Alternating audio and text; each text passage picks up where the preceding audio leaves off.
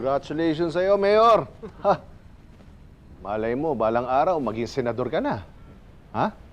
Senador Noche. Gusto ko yan. Sama sa plano natin yan. Gagawin natin yan. Rendon, saan dinala ng asawa at anak mo si Kidlat? Rendon, ma'am, excuse me.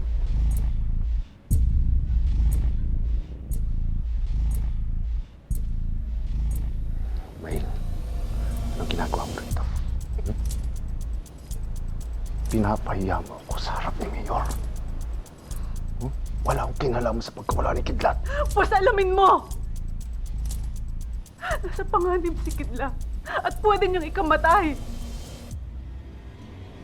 Kahit kailan hindi ako humiling ng kahit ano para kay Kidlat sa'yo. Kahit na iniwan mo ako para kay Scarlett. Kahit na ipinagpalit mo ako sa pera. Kahit na inako mo yung anak ng iba para sa pera. Hinayaan kita.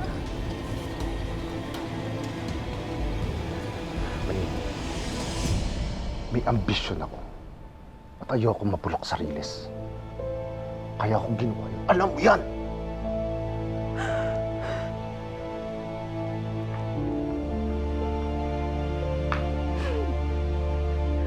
Alam ko. Kaya nga hindi kita ginugulo eh. Dahil alam kong mas mahalaga sa'yo yung ambisyon mo kesa sa akin.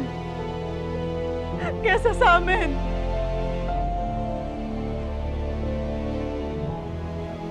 Pero ngayon na nasa kapangyarihan ka na. Utang na loob. Iligtas mo naman si Kidlat. Iligtas mo yung anak natin.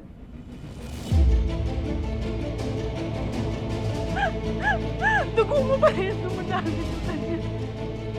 Anak mo siya rin doon. Kaya sana naman, umuhayaan saktan siya ni Scarlett.